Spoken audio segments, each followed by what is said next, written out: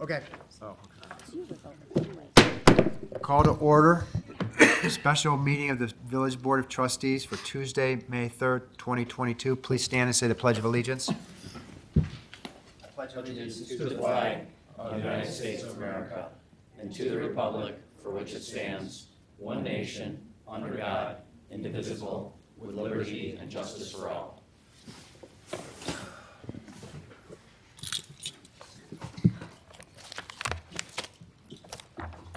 Okay, the first item up is the approval of the minutes of the special meeting from April 26, 2022. Can I have a motion? Move to approve the minutes of the special meeting of the Board of Trustees of April 26, 2022. second. Any changes? I had two changes. In the first paragraph, the date needs to be fixed. Yep. And then on the second page, item A, the second line, so not everybody in the police department's covered by the CBA, so I would just change that to say employees except the police officers covered by a collective bargaining agreement. Thank you. Okay.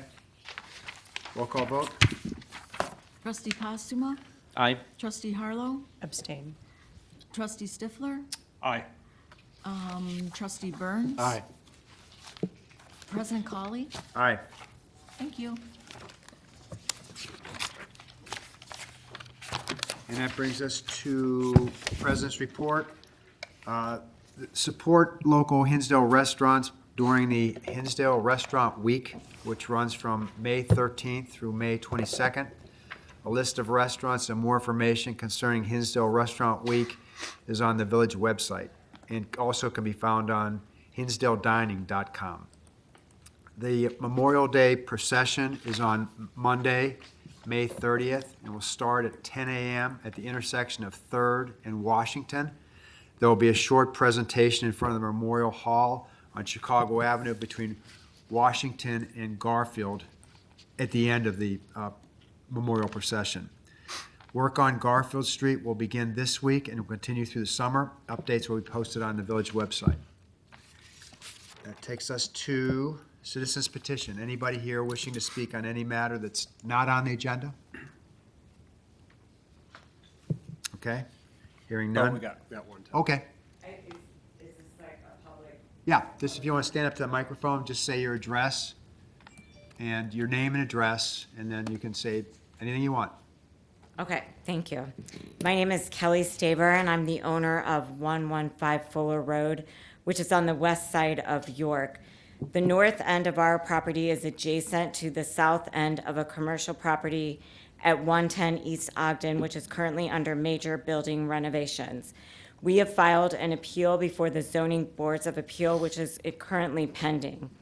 When we originally received notice of the project at 110 East Ogden, we weren't pleased that they were going from a one-story to two-story building, but we didn't attend any meetings or oppose any objections because we felt that our existing screening on the bordering properties would completely block the ability to see in and out of our commercial properties behind our home as it currently did. Section 11606 of the Hinsdale Zoning Code regulates exterior appearance review, which is intended, among other things, to protect, preserve, and enhance property values. Our properties were not protected, preserved, and our property values were not enhanced. In fact, this full screening to the commercial property was removed, most of it which was on our property, by clear cutting of all the existing trees, reducing the value of our property. During the review process, items in section 11604 were directly answered by the owner of 110 East Ogden, who answered in summary that there would be an enhanced landscape buffer between the properties, and that she did not believe there was a reason for a fence to be erected because she indicated there would be a landscaping buffer for privacy and to prevent egress into the residential properties. There's no landscaping buffer, there's no privacy, and any landscaping there was no landscaping that was added that was above our fence line, and in fact, it was all removed. So there's not only not a landscaping buffer, there's no landscaping at all. So in subsection 11606E, the applicant is subject to the conditions stated in the ordinance and the approval of the exterior site appearance and site plans. And the Village of Hinsdale Certificate of Zoning Compliance states in part if any information provided to the village changes, or if any new information provided to the village changes, or the village's understanding of the facts and circumstances changes, then the certificate may be rescinded. So we are asking for it to the Zoning Board of Appeals that the certificate is either rescinded or the board require a new landscaping plan be approved. I'm making a public comment here because it was suggested by members of the Zoning Board of Appeals that I put the public comment into record. The zoning board has requested that the village shall not issue a permit of occupancy to 110 Ogden until there's sufficient screenage planted between the properties. It was also strongly suggested by the zoning board of appeals that the owner of 110 Ogden amend the site plan to conform to the original ordinance issued, which requires that screening between the properties which requires screening between a residential and a commercial property. And now it should be a great deal more considering that all the screening was removed. They have not ruled on our appeal yet because they are waiting to see if the owner will plant sufficient screenage. They have not yet, and they have not indicated that they plan to. In fact, the contractor stated that he did not think the owner needed to plant anything other than what was on the site plan. So we are requesting for the Zoning Board of Appeals, again, to require the owner to resubmit a landscaping plan. And that's another reason that I'm here, to request that the village require the plan to include adequate screening between the properties as stated in the village ordinance and the requirements when permits are granted. I have photos of the properties before and after. I can answer any questions regarding this matter now or via email or phone call at any time.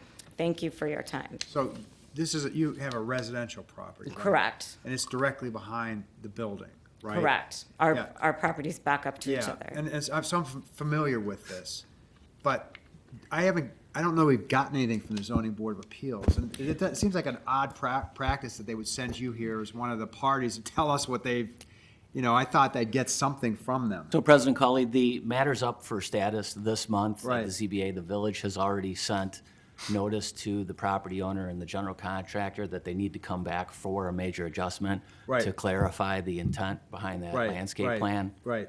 Yeah, And I knew this would end up in our lap someday. Yeah. I'm just, they kind of said, put it in record so they're No, aware I mean, that, you really, I don't know. right, I think they're gonna rule on it, but I think they have an issue of whether it's ripe. I think that's the issue. Because the planning is not yet come to a point where it hasn't been done, so, but I do think that we do have the power to hold back an occupancy permit until we satisfy ourselves that there is adequate screening, and we will do that. Okay, But, so, it's just an odd procedure for you to come and tell us what the zoning board of appeals is doing. I expect I would see something in writing from them. But I was aware of the process, I was aware it was in front of them, I was aware that there's some possibility that they may determine it's not ripe, and it would come before us, and I knew we had the tool of denying an occupancy permit, which we'll do if it's appropriate. right. So And we're I aware just of the wanted to make problem. sure, I don't know, because we, No, we're going through look, this I've process. driven down Ogden Avenue, looked past the building, and I could see your house. So. Which you could not see before. Which you could not see before. So something is not right, and we will fix it. Okay, I appreciate that very much. Thank you so much for your Ms. time. Staver, we can get you a copy of the letter that was sent to the property owner on Ogden. And for clarification, the ZBA did issue a stay on the certificate of occupancy. Okay, Yeah. I would Can they do appreciate that? that. Okay, Thank you. okay, all Thank you. right, thanks. Because I thought they were coming to me to ask if they could, about the certificate of occupancy, because I thought they had an issue with mootness, or not ripeness of the issue. That's correct. Yeah. So Okay. the only action that can be appealed at this point is the issuance of the certificate of occupancy, which Okay. they've already opined on. Okay, okay, all right, great. Okay, anybody else? So when will that come to us? When they apply. Okay. At some point before their occupancy, they'll be back before the Okay, board. so it's the burden's on them, they can't occupy it unless they come back to us? That's correct. Okay, And that's for a major adjustment. Yes, sir. right, okay. All right, that takes us to you, Luke. Yep, which is for agenda item 6A, and this is a first read. This is for a temporary use permit to allow for a tent and an outdoor dining area to be located within 2 parking spaces for Giuliano's Pizza at 40 Village Place from May 23rd of 2022 until August 22nd of 22. And this would be open from Tuesdays through Sundays from the hours of 4 p.m. to 9 p.m. As this board knows, during COVID, the village did relax many of its outdoor dining restrictions, which did include tents in the public right-of-way for most of the restaurants within the village. And at the last meeting, we referred to Plan Commission rules regarding outdoor dining in the public right-of-way. However, these rules did not include any tents. I just want a clarification there. We approved it at the last meeting. We didn't refer it to Plan Commission, correct? So that was an approval. The difference between what we approved at the last meeting and what we have here tonight is that Giuliano's is requesting to allow outdoor dining and a tent for a temporary use to be used solely on private property, specifically 2 of its parking spaces in the front of its store. The outdoor dining and the tent would be surrounded by 9 circular planters, which would be purchased by the village, and the planters would be located in the public right-of-way, but the tent would not be. The size of the tent will be 15 by 15 and will be smaller than the tent Giuliano's utilized during COVID, which was partially located in the public right-of-way. The tent will house 2 circular tables and 2 rectangular tables, adding a total of 24 seats to the area, and there's been no request for signage or any type of heating. Our code considers tents to be a temporary use, and the village manager does have authority for up to 10 days. However, this board, subject to section 9-103, has the authority to grant the use of tents for longer than 10 days, and the board has the authority to identify any other conditions or restrictions that it sees appropriate. I would direct the board to the pictures in the packet, which are very detailed as far as where the location would be, how the tables will be set up, and the height of the tent and whatnot. And I do want to point out that I think primary differences here, and I've taken into consideration as I've thought about this, besides Fuller House and Giuliano's, I believe these are the only 2 restaurants located within the village that have outdoor space where a tent could be erected. So if we do approve this tonight, every other location is not going to be coming asking for tents, and our downtown is not going to look like a circus with tents everywhere. So I just think that trustees should take that into consideration. What about the Mexican restaurant on Hinsdale Avenue? They have that outdoor spot. Is that their property? I can't No, remember. it's our property, we lease it to Where them. they- Okay, all right, so it's not their property. The little patio to the west. Yeah, but it's Yeah. it's the village's. Yeah. But they're Right. renting it. They're renting it, right. And for Right. safety concerns, I don't know if we should have a tent up with a No, train going by. I don't think it. I don't think they would let you. Let you have Yeah, that up, I don't right. think, Yeah. yeah. So, That's the only one I could think of. Yeah. yeah. Is there a representative from the applicant here tonight? Hi. Anything you'd like to add? Considerations? I think that. Could you please come up to the mic? Yeah, the mic, thank you. I'm Kathy Weiss, hi. Thank you for considering this. I feel like it's a little bit of an exception, like you noted, because we are on private property and not using the right-of-way at all. And it's been very well received the last 2 years. The last 2 years, we were able to do a 20 by 30 tent, which was fabulous, because we were closed inside. And so now we're asking for a 15 by 15, which is, half the size. Yeah. Just out of curiosity, I mean, a lot of other restaurants, I think, have been successful just with no tents, but so to speak, under the stars. Why is it your preference to have a tent versus just open during the months of June, July, and August? Well, it's a lot more pleasant experience under a tent. You really don't reap any benefits with an umbrella regarding weather. Yep. So I think it kind of, and we can create more of a let's say, a disguise that we're in the alley, you know? Yeah. Because we put all the ferns up and we really try to beautify it. So I feel like it looks Looks better. maybe, yeah, just more cosmetically nicer. You know, a place where you want to sit, not in an alley necessarily. Yep. So I think we're like a little bit unique in what we're asking for. You're asking for 3 months here. Is there a reason why Yes. you're not looking to go further into September, or? You know what, even when we used heat lamps, which we wouldn't be using heat lamps this year, people don't, by the time it gets cold out, people want to be inside if they can be inside, if we don't have any, you know, COVID mandates going on. Okay. So I think that's a reasonable amount of time. I don't think we need any longer, or I don't even know if we would use it, is what I'm saying. Questions from trustees? Thoughts? What is the material of the chairs? Wood, Okay, right, yeah. okay. It's like the same that you have at a wedding, Right. that you sit in, you know. They like- were made out of PVC last year, the first year. Oh, were they? Wood. Last year they were plastic. Okay. Because they look like wood, the outdoor dining guidelines say no plastic, but, you know, in the photograph, these look like wood, and so, Yeah, I thought they were, so we rent them from the tent company okay, for the 3-month duration. okay, I think I know what you're, like, the plastic kind of chairs that they're referring to, which is what none of us wants to see, The right? Stackable ones. Yeah. right, And those are pretty ugly right. and pretty uncomfortable. Yeah, yeah, so I was just, you know, the tent is, it is a little bit of a departure from the new guidelines, but in terms of what you have proposed for in the tent, it looks like it's very much within the guidelines, and so, Yeah, I want Yeah. it to appear like it belongs in Hinsdale, just as Right. much as you do, you know, like, I really feel like it is No, important. so then we'll just- And that's what our customers liked about it too, is it felt like a place they want to sit. would you be thinking of putting lights on the edge of the tent again, as You in know, the we had photograph? lights last year, and I think because it stays out lighter, it stays out longer, and we never ended up using them really. Yeah. Okay. If you're closing at 9. Yeah, we close June, early, July, like, we're August. such a Right. family place that it's not really, so if that's something that, I mean, we would not need to have them up if that's gonna be something that's an issue. I actually ate in the tent last summer, and it was very enjoyable. Yeah. And as I walked up to it, I didn't think that it was, you know, detracting from the Yeah. neighborhood, so to speak. Right. Yeah. I gotta say, I would feel differently if there were multiple locations in the village that had private property, because I don't wanna see 5 or 6 tents around the village or on Main Street. Right. But I truly think that this is a one-off Yep. ask. Yep. Good. Go to Michelle. I'm getting hungry already. And thirsty, too.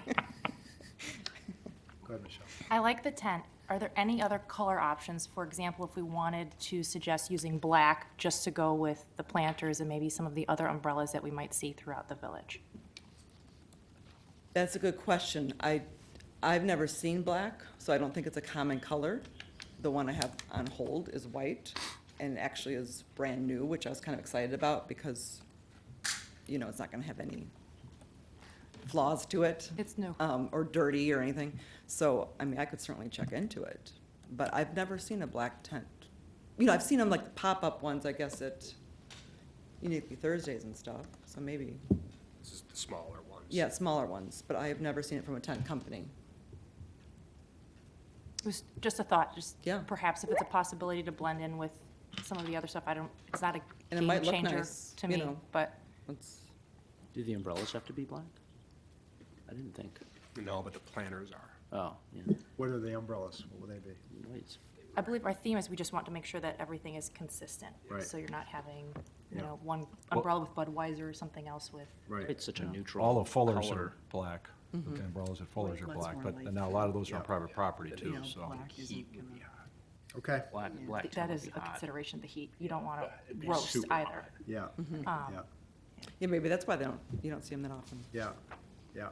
It's 95 degrees. You don't want to sit in a black tent. Right. White, new, sounds, Yeah, it looks nice. it looks Okay. nice. So anybody have any issues with this? No? Can we put, this is zoning matter. Can we put it on the consent agenda? We have to come back. It's a temporary use. Temporary use, can we put on, let's put it on the consent agenda. I think we can put it on consent. All right. And there's no need for you to show up next. So we go through 2 reads. First read tonight, it'll be voted on in 2 weeks. There's no need for you to show up in 2 weeks unless you hear from staff. Okay, So it's a go. okay, Go. Yep. great. Thank- Thank you for your all time. right. Thank you. Thank you. All right, Which moves us to agenda item 6B, and this is an ordinance designating the home at 121 South County Line Road, which is commonly known as the Bagley House, as a historic landmark. This home was built in 1894 and was designed by Frank Lloyd Wright, one of the most well-known architects for what is commonly referred to as the Prairie School architectural style. The home showcases Frank Lloyd Wright's style, including an octagonal library, open first floor, and a deep porch. Excuse me. The home recently sold, and the purchasers, Safina Uberoy and Lucas Rucker, are requesting local landmark designation. The owners have submitted detailed historic and architectural information on the house, and they're also working with Gene Follett, a local historic preservationist. And with this, I'm going to cut my comments short and open it up for comments from the applicant or the advisor. I'm sorry that the AV isn't working, so you'll just have to follow along. It's kind of like in school. I'm Jean Follett. I'm here on behalf of the owners and to talk about 121 South County Line, which is an amazing, it's great. It's the only Frank Lloyd Wright house in Hinsdale. It's really, really early. Frank Lloyd Wright was 26 when he built this house. He was really young. He had just that year opened his independent practice. So this is one of the very first houses he built. This picture actually that you see in the very front of the packet is from 1895, so it's pretty, the house is basically brand new at that point. And then the next picture is as it looks today, reminding you that Hinsdale in 1895 had 1,500 people, so it was a much different place, very, very different. The Bagleys, really interesting couple. He was in real estate, and he owned a marble yard on the south side along the railroad tracks. And they had 3 young children, very young children, when they built this house.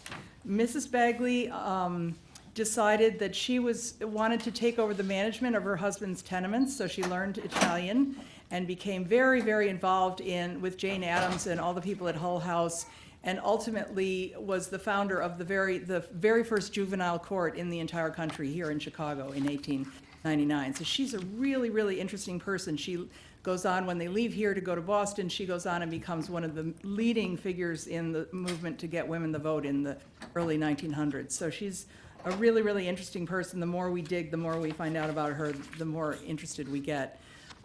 Like many of Wright's early clients, he met them through his uncle's church, which was on the south side. It was a Unitarian church. Our Unitarian church had just opened here in 1889 was the dedication of it, and Frank Lloyd Wright's uncle was actually the dedicatory. He came and gave the sermon at the opening of the church here. So we're pretty sure that the Bagleys, one of the reasons they came is because there was a Unitarian church here. Almost all of Wright's first clients were middle-class business people who were Unitarians, and this is the Bagleys absolutely fall into that category.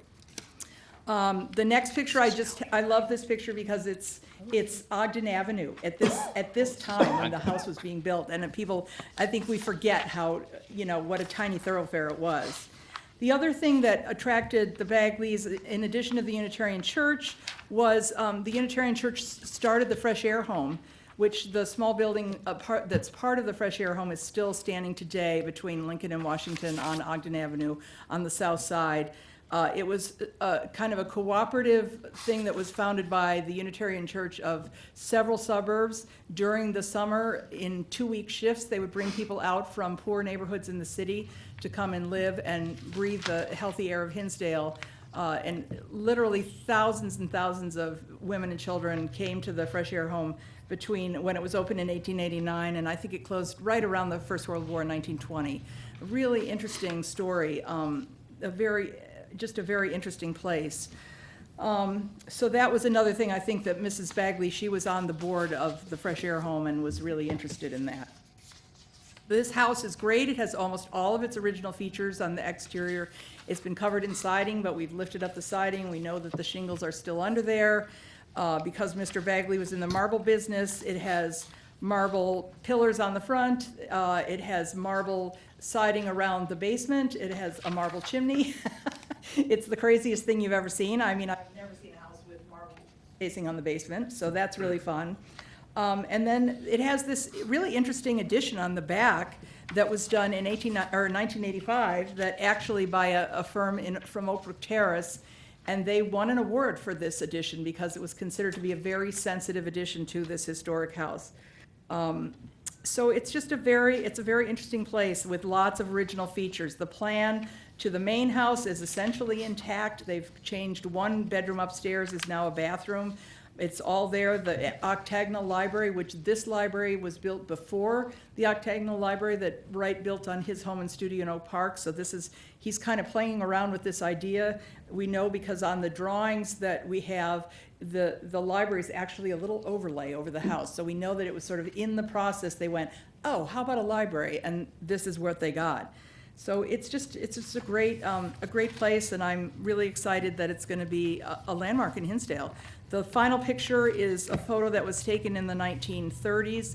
The Bagleys sold the house relatively quickly because due to labor problems in the 1890s, his business went under, and they moved to Boston, where he started another business and was very successful there. But the house had other interesting owners. One of the more interesting ones to me is that a guy who was a manager at Automotive owned the house in the 30s and 40s.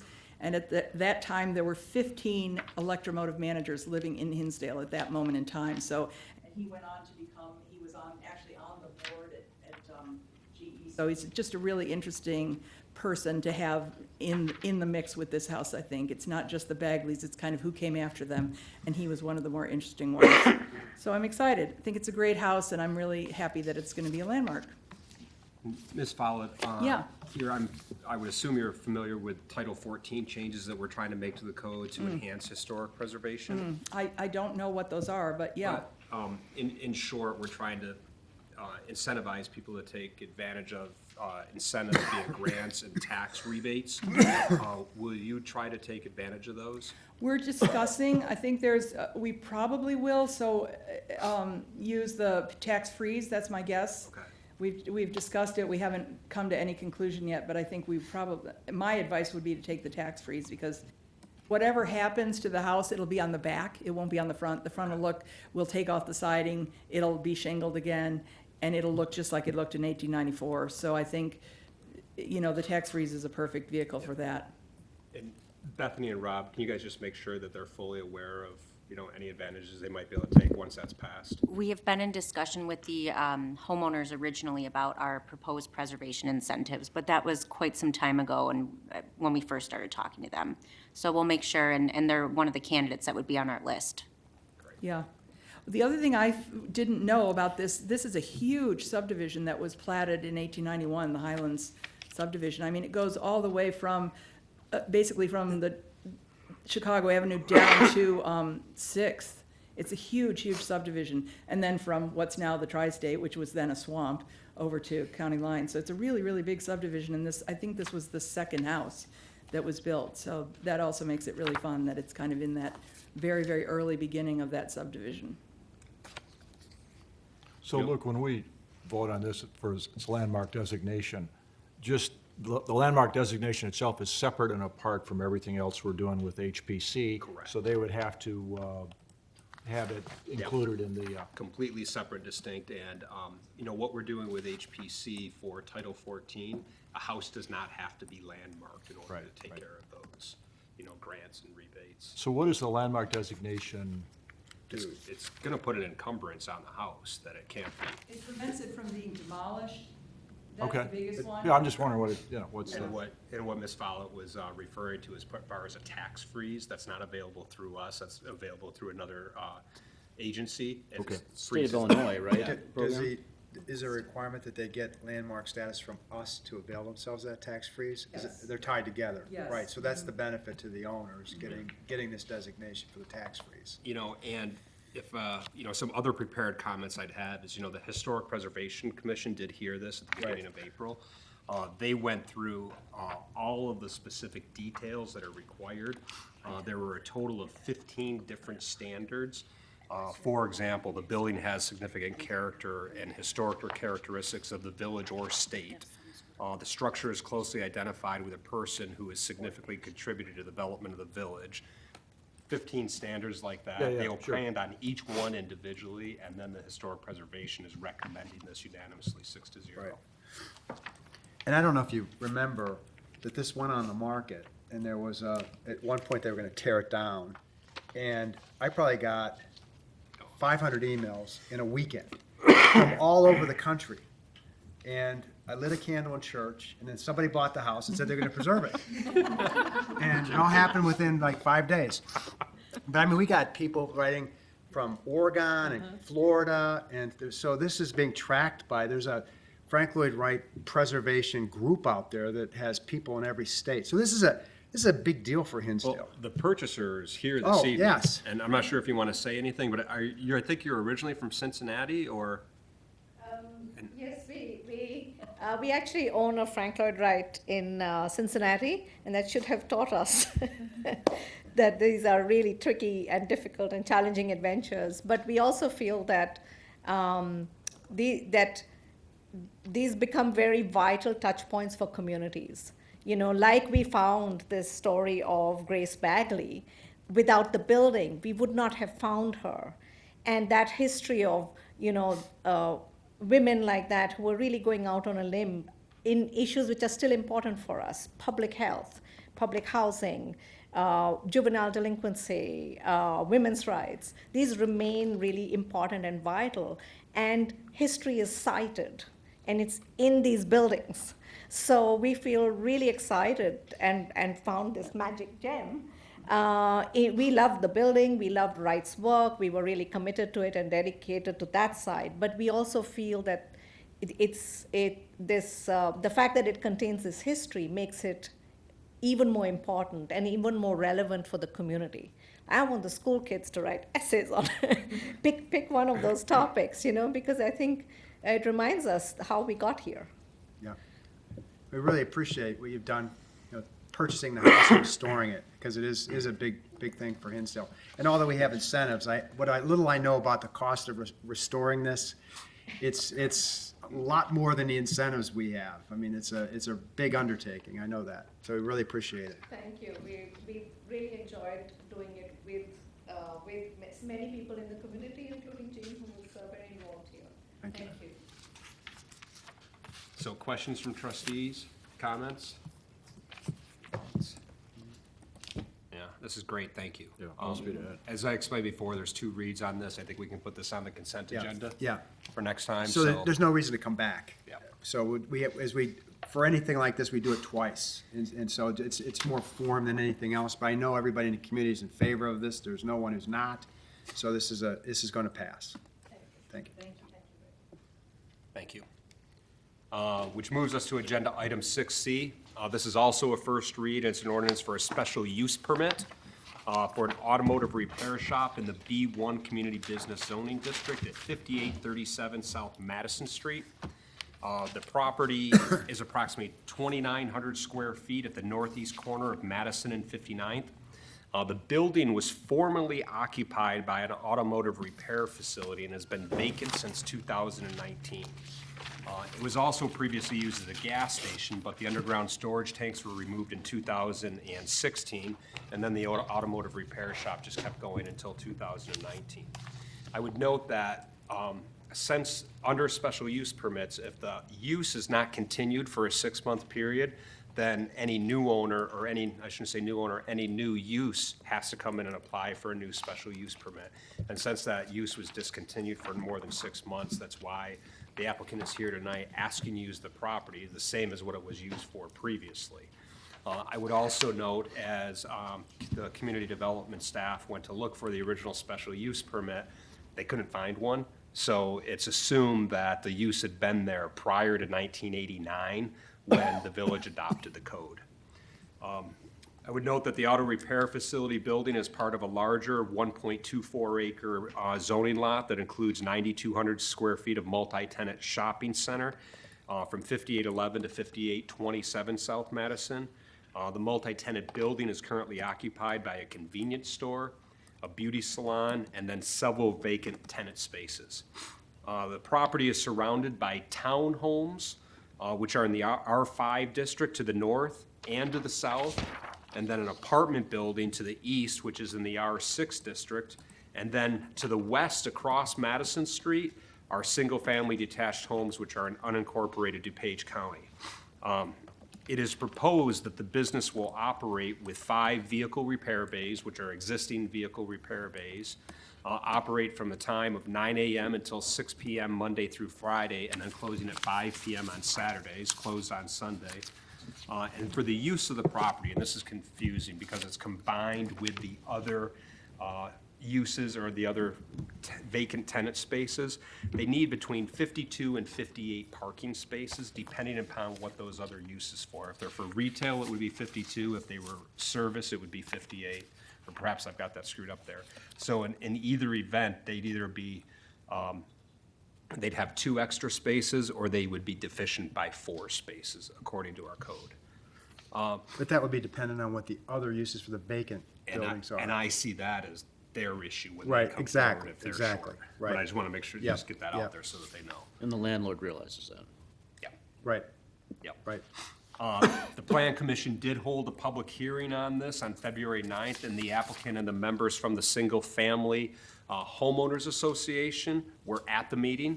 I would note that there were members from the Homeowners Association or neighbors across the street in the Single Family Residential District that opposed the application.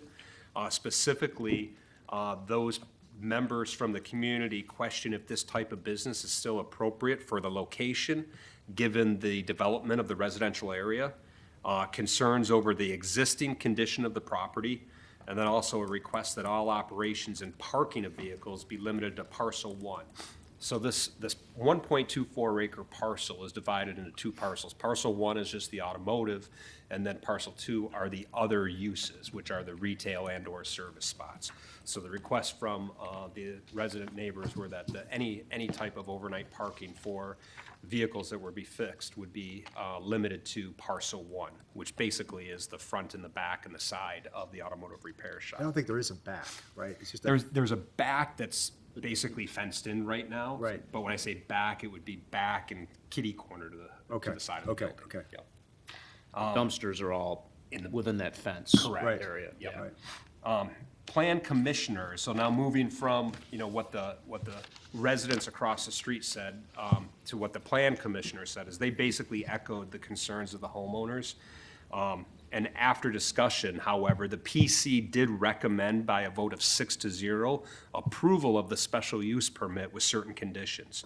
Those conditions being, 1, that the dumpsters be stored in the rear fence enclosure, that all operations and parking shall be limited to parcel 1 as the neighbors recommended, painting of the existing trim of the building, enhancement of the landscape of the property with potted plants. No outside vehicle storage shall be allowed on the property.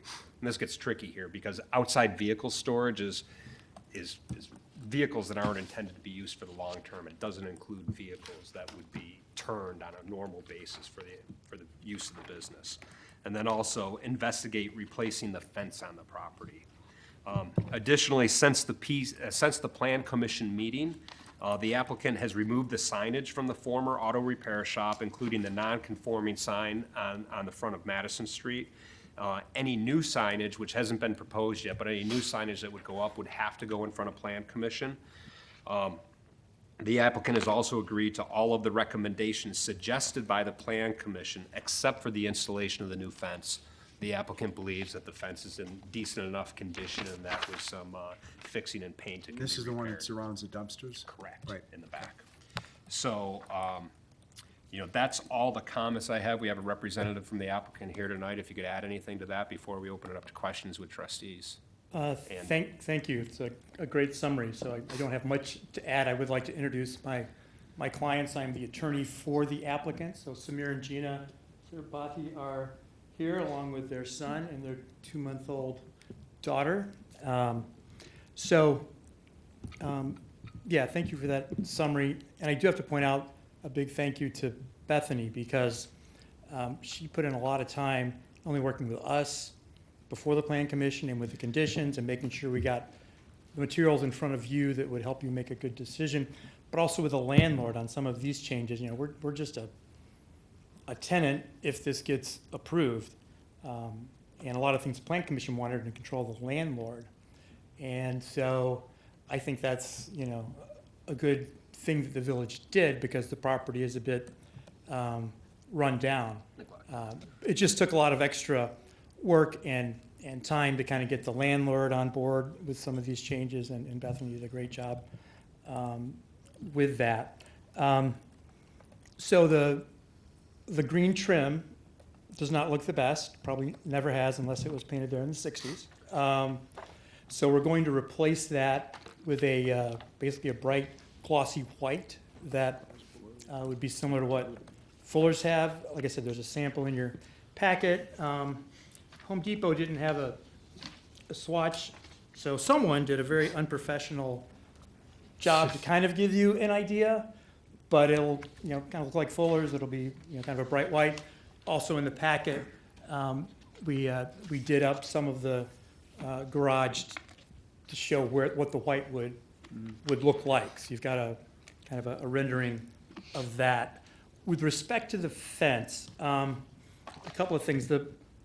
My recollection is the Plan Commission asked us to investigate replacing the fence. The landlord has looked at the fence and concluded that with power washing, I think in replacing of a few of the slats, and then restaining it, it will look good. Do you know, is the fence bending over in any way, or is it solid, straight, structurally sound? I believe it's solid, straight, structurally sound. Okay. Obviously, if in the work they're doing it starts to not be, then we need to. What I would suggest here, because, you know, pictures don't do this much justice, over the next 2 weeks, if each of the trustees could just take a drive-by and take a look at the fence, and then at the second read, we can make a decision whether or not Yeah. it should be replaced or fixed. Yeah, and the other issue, you know, this property has been vacant for a couple of years. There's some vacant other properties, and so the landlord, of course, has been kind of going backwards financially. So they are doing a lot in terms of landscaping and such. With respect to the fence, I'd ask you guys to kind of err on the side of keeping it. If you really thought it needed to be replaced, then I don't know what the landlord would want, but some period of time for him to get that done.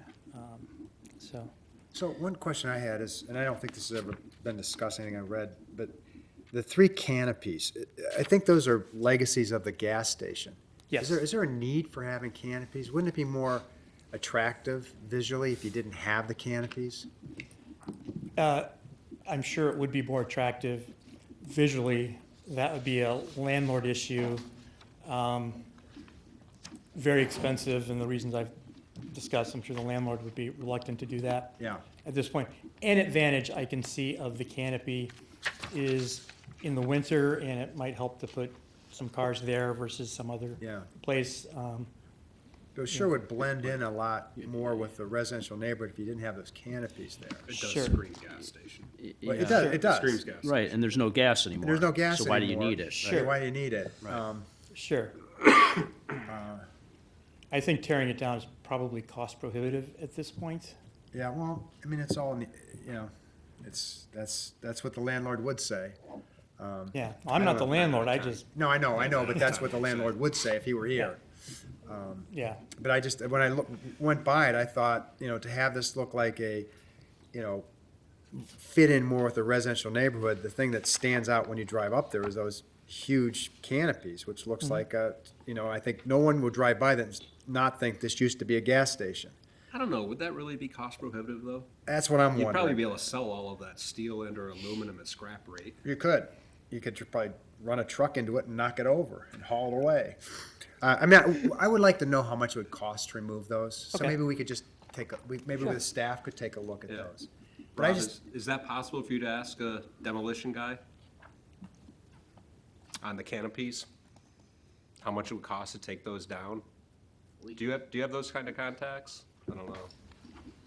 certainly take a stab at it. But wouldn't it have some value for scrap? I mean, it may, I mean, if the scrap value would approach the cost of taking it down, it's a wash, we could, maybe work with it. But it'd be nice to know, just if, and it may well be cost prohibitive. Yeah.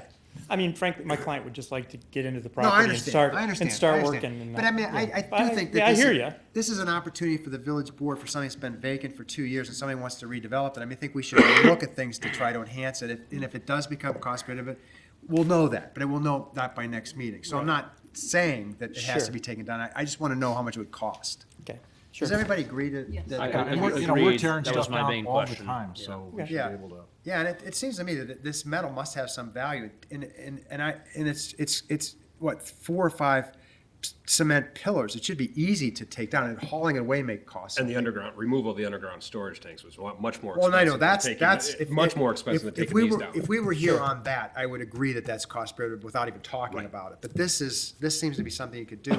And I think the residents across the street would agree that that would greatly improve the property.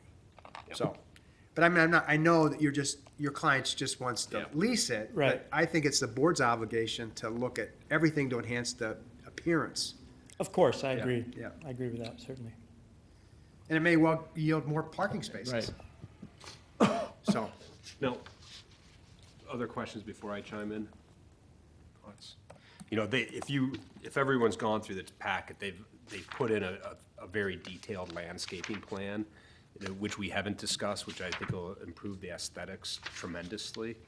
One thing I'd like to discuss specifically with the applicant is the configuration of the cars and the parking, because I think, we've all taken our cars to get repaired at night. You drop it, if you've got an appointment first thing in the morning, you drop it off at 7 o'clock that night. I'd like to try and have some type of rule or order where cars just aren't spread all over the parking lot, or maybe specifically put them at the back of the parking lot, have a designated area. So for example, in the packet, if you've got the street view of 5837 South Madison, which is this right here, there are somewhere between 7 and 9 parking spaces along the east side of the property. If we could designate those to, where people drop off and pick up their cars, and sir, plus the 5 garage spaces that you have, is that enough for you to operate your business? And I'm not trying to make any suggestion that would hamstring your business, but to have all of the cars that are gonna be stored after business hours, to have them be stored in that location. So this is the after business hours Yes. cars? Right. Would that work, basically 9, 14 spaces? Yeah, that'd be fine, that's no problem. Okay. so how many spaces are we talking about? That'd be 14 spaces, I think. based So on if what you had double said. parked them, yeah, I'm not sure how many, I'll go over and count the number of Right. spaces there Yeah. are there. I'm not certain how many there are. Yeah. But I look at, the 5 bays, you can have 1 car in each bay, and then whatever parking spots are there. Frankly, I would be indifferent if if there's 7 spots there, you can put 7 or 14 cars, because if the neighbors are out looking at cars, it should be indifferent whether it's 1 row or 2 rows, because you're not gonna see the second row. Yeah. Does that make sense, or am I being too Well, I mean, overly cautious here?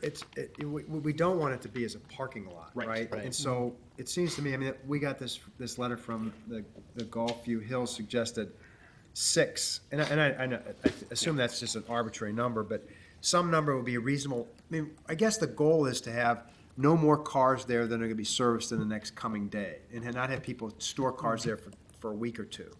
Right. So, I know 14 sounds like a lot, 6 sounds like that may work, but it would, because I do know that a lot of people drop their car off at night, pick it up maybe the next day or a day later.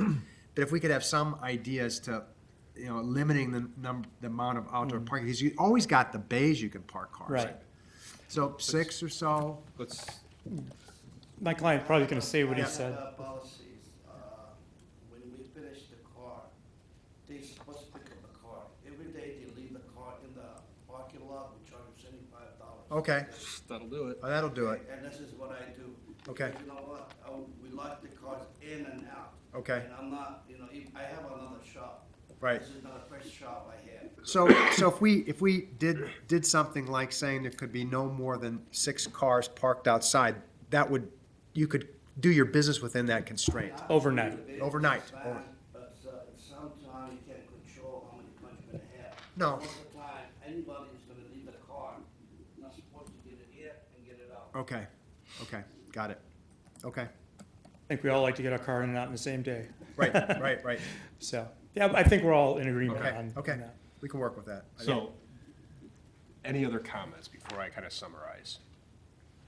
So I think here, if you can get an estimate of how much it is to take those canopies down by a scrap. And we'll get our metal, own estimate. And we'll get an estimate also, so that we have two numbers to work off of. We can then talk about it at the next meeting.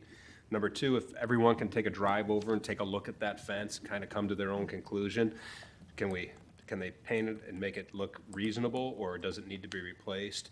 And then three, I want to count the number of spaces that are along that east border, and I think that's the number. And if the number is 6, have that be the reasonable number to restrict parking outside to whatever number of those spaces are right now. Let's assume that it's 6 plus the 5 that you would have inside the bay.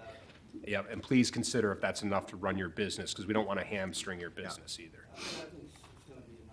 Good, Okay. good, okay. Anything that I've missed or other I considerations? think we may have a resident here. Yep, Let's talk. good point. Thank you. Sure. So based on what you said, you'll want us back on the 17th. Yeah, I think so. Further Yep. discussion. Yeah, Okay, please. just want to confirm. Thank you very much. Thank you. Thank you. My name is Ronald Hanson. I'm the president of the Gulfview Hills Homes Association. We have 307 single-family homes directly west of Hinsdale Central High School. It runs from 55th Street to 59th Street, and the homes across the street from this property are part of the Gulfview Hills Homes Association. I've lived in Gulfview since 1984, so I remember when JMS started there, and he was always a very small operation. The 6 cars is not arbitrary. It's because that was my recollection of how many cars I ever saw parked there overnight at one time. I've talked to other residents. They said, well, maybe it was 8, but it was not a big number. And did he always operate with the 5 bays, or was that? He had expanded? 5 bays, but he never used all 5. 2 of those bays, as I understand it, are solely usable for aligning tires. Unless he had tire alignment business, he wasn't using those bays. In recent years, I never saw more than, well, Mike, I never knew his last name, and maybe 2 other employees there, maybe 3. He was running a very low-impact operation. The fear of the Homes Association is really twofold. One is, after seeing the pictures of the existing operation at Park, to have a site that looks like that with empty 5-gallon bottles and jugs and tires, cast iron tire rims stored outside in that location, just does not seem like an appropriate Hinsdale type of business. Secondly, is we look at Fuller's. They have 4 bays on each side of the street. This is 5 bays. Fuller's is in a business district, basically, and they have a lot of volume. If this applicant says, I'm starting with 5 employees, but that's the start. If that ramps up to the volume of Fuller's, that's going to have a huge impact on that residential area. And the thing that really is before the board here is this is really, as I understand it, because JMS never actually got a permit to operate that business there. The real issue before the board for the first time is this an appropriate location in Hinsdale for an auto repair shop? Is it? That's what's really before the board to take a look at. And the Plan Commission, I don't think, really took a look at that issue. Did you ask him to? We did. We said we suggested you do things to limit the size of the business to that of JMS, because one of the problems with the record is all the applicant put in the record is, well, JMS was there, so there was a car repair business, therefore it won't have an impact on the neighborhood. And one of the main issues we pointed out was, yeah, but that was a small business. And we suggested a number of things to try to limit the size of the business. Parking was one of them, number of employees was another. And they said, well, we can't limit the number of employees. So if the size of the business can't be limited to not have a huge impact on that residential area, then the real question is, okay, do you want a Fuller's at that location? Because that potentially is what could come there. And that's really what I think the board has to decide. And if the answer is, well, we can limit it, then there needs to be more things in the ordinance that limits it. Parking is one way, hours of operation is another. Maybe the number of bays that can be used at one time is a way. And if you can't do those kinds of things to limit that impact, then the question is, well, should there be a repair facility there? Should there be a Fuller's at that location? How do you feel with the proposed hours? Excuse me? How do you feel with regards to the proposed hours? I think the proposed hours are probably okay if they don't go any later than that. One of the other things that happens is there are a lot of students that go by there in the morning and the evening from the high school. And a large volume of cars in that location during those hours would not be good. There's already, trying to keep the traffic slow on Madison is already an issue. So those are the issues that we're focused on. Okay. Thank you. Okay, thank you. You mentioned a good idea about parking. You know, I think, because this is a very large space that's out in front, and I think if you leave the space out in front more empty to what we've suggested, putting it in back improves it. Right. But as we've seen, I think if we do approve this, we should put that there's no for lease parking on that location, because you could have 20 kids leasing spaces at that to go to the school. Okay, right. So we'll include that in the Yep, ordinance, yep. that there's no lease parking. Okay, Number one. I personally, I agree exactly with what you're saying with regards to Fuller's. You know, my observation of Fuller's is we don't have a car wash there. And on the other side of the street of Fuller's, their car wash, the 4 bays they have are double deep bays, so they're actually like 8. And I've always noticed that the traffic at Fuller's is much more congested on the north side of the property, or I'm sorry, the south side of the property than it is on the north side. And I'm sorry, you're saying number of cars parked outside, and then the use of the bays in the hours. and the hours. Yeah, Michelle? To your point, Fuller's at night, if you drive by, and please correct me if I'm wrong, you don't see cars parked in front, they're in the back. Yep.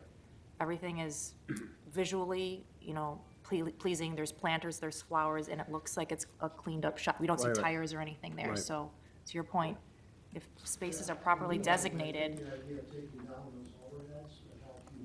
Yeah, I do too. I do too. Yep. So Okay. let's, Rob and Bethany, can we go and take a look at this property too and create a list in order to, and this is not so much for the applicant, but I think it's more directed at the property owner.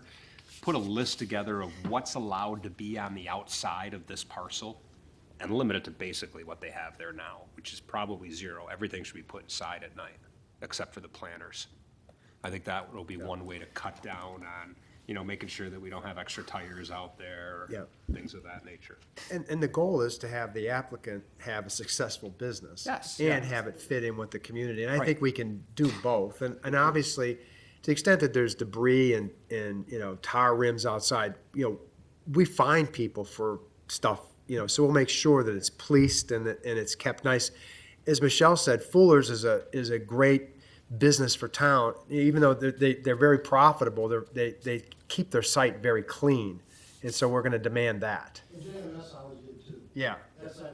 Yeah, and I have no reason to believe the applicant won't, but we'll make sure that happens. And just for, I know a lot of us know this, but we'll put these restrictive conditions in a special use permit.